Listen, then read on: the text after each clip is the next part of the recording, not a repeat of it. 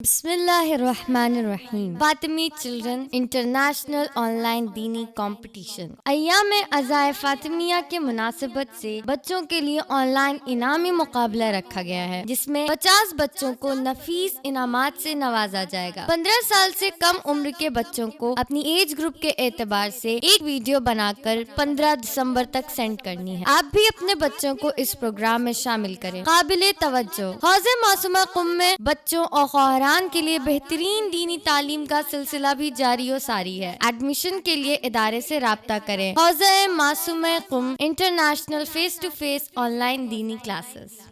السلام علیکم ورحمۃ اللہ وبرکاتہ۔ ہمارا نام یقین زینب ہے، ہماری عمر 12 سال ہے اور ہم چنئی کے رہنے والے ہیں۔ آج ہم آپ کے سامنے اولاد کی تربیت کے بارے میں کچھ تقریر کرنا چاہتے ہیں۔ بسم اللہ الرحمن الرحیم۔ کتنی بہترین اولاد ہے سیدہ کی کہ جب حدیث کے سامنے آتے ہیں ہم پڑھتے ہیں یا قرۃعین میری آنکھوں کی ٹھنڈک۔ واقعہ ایسے بیان ہوتا ہے کہ 2 بچے آتے ہیں، دونوں اپنی سلیٹ پر اپنی تحریر لکھتے ہیں اور اپنی والدہ کے پاس جاتے ہیں اور کہتے ہیں اماں بتائیں کہ کس کی تحریر اچھی ہے۔ تبھی بھی فاطمہ زہرا کہتی ہے میں اب کسی کا فیصلہ نہیں کروں گی، ایک کو کم ایک کو زیادہ، آپ اپنے بابا علی بن ابی طالب کے پاس چلے جائیں۔ دونوں بچے علی بن ابی طالب کے پاس جاتے ہیں اور کہتے ہیں بابا بتائیں کہ کس کی تحریر اچھی ہے۔ تبھی علی بن ابی طالب کہتے ہیں میں اب کسی کا فیصلہ نہیں کروں گا، آپ رسول خدا کے پاس چلے جائیں۔ تبھی دونوں بچے رسول خدا کے پاس جاتے ہیں۔ رسول خدا سوچتے ہیں کہ کیا بتائیں۔ تبھی جبرائیل آتے ہیں اور پروردگار کا پیغام سناتے ہیں کہ فاطمہ سے کہیں کہ ان دونوں کے درمیان فیصلہ کریں۔ تبھی دونوں بچے پھر سے اپنی والدہ کے پاس جاتے ہیں۔ تبھی بی بی فاطمہ زہرا کے گلے میں جو موتیوں کا ہار تھا اسے بی بی فاطمہ زہرا نے توڑا اور بکھیر ڈالا اور دونوں بچوں سے کہا جو بچے ان موتیوں کے دانوں میں سے زیادہ دانے چنے گا اس کی تحریر اچھی ہوگی۔ تبھی دونوں بچوں نے آگے بڑھا اور موتیوں کا ہار چن لیا اور دونوں کی موتیوں کے دانے ایکول تھے، یعنی دونوں برابر ہیں۔ یہ تربیت ہے سیدہ کی۔ اور ہم کیا کرتے ہیں؟ اگر کسی کے سامنے ہو تو ہم کیا کرتے ہیں؟ یہ فلاں میرا بیٹا ہے، یہ فلاں میری بیٹی بہت نکمی ہے۔ ایسے نہیں کہتے کہ فلاں میرا بیٹا بہت اچھا ہے، فلاں میری بیٹی بہت اچھی ہے۔ وایا وہ ہم لوگوں کے سامنے یہ کیوں کرتے ہیں؟ شاید اس کے اندر کوئی خوبیاں چھپی ہو جسے ہم لوگوں کے سامنے اور بھی ڈی موٹیویٹ کر دیتے ہیں۔ بعض اوقات ہمارا ایک جملہ بچے کو بات تربیت کر سکتا ہے، اس کو انڈرسٹینڈ نہیں کر سکتے، لیکن ہمارا ایک جملہ بچے کی تربیت کو بگاڑ سکتا ہے۔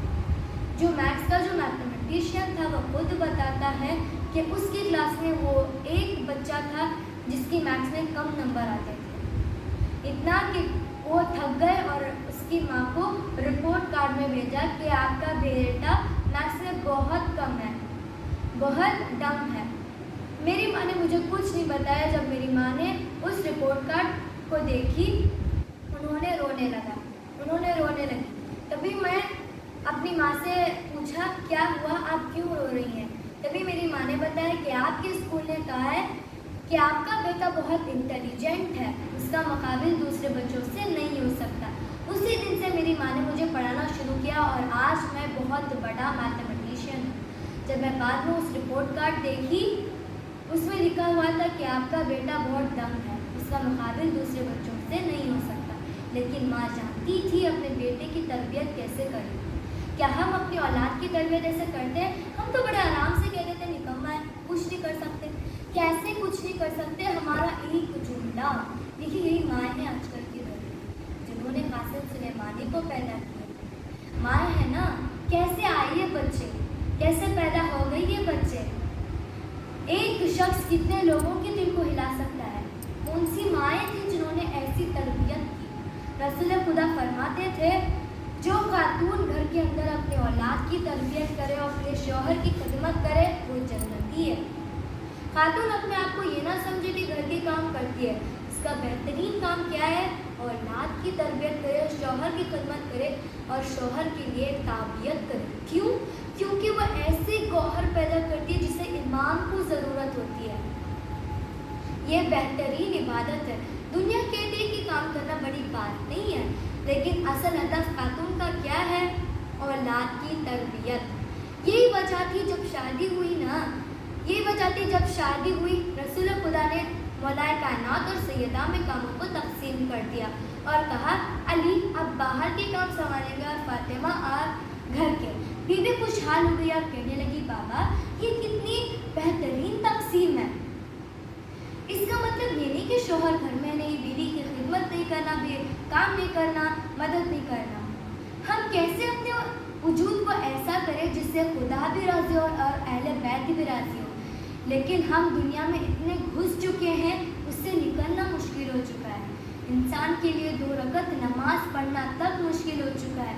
اگر رات میں انسان سوئے تو صبح میں اٹھنا مشکل ہو چکا ہے، اگر وہی سردی کی رات ہو تو اور بھی سخت ہو جاتا ہے انسان کے لیے اٹھنا۔ سوچے کہ اگر ہم بستر سے ہی نہیں اٹھ پا رہے تو سوچے ہم اپنے نفس کو اپنے وجود سے باہر کیسے نکالیں گے۔ آسان نہیں ہے، لیکن انسان توسل کرے، وہ رحمان ہے، وہ کریم ہے، اس کے سامنے کوئی مشکل نہیں ہے۔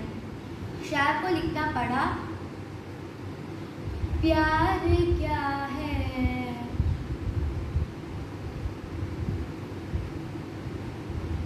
پیار کہتے ہیں کسے اور ممتا کیا چیز ہے، کوئی ان بچوں سے پوچھے جن کی ماں مر جاتی ہے ماں، شکریہ ہو ہی نہیں سکتا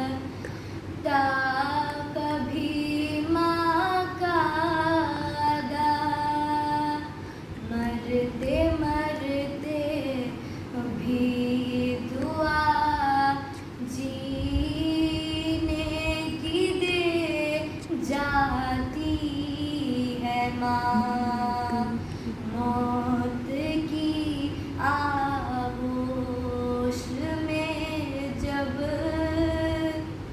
تھک کے سو جاتی ہے ماں۔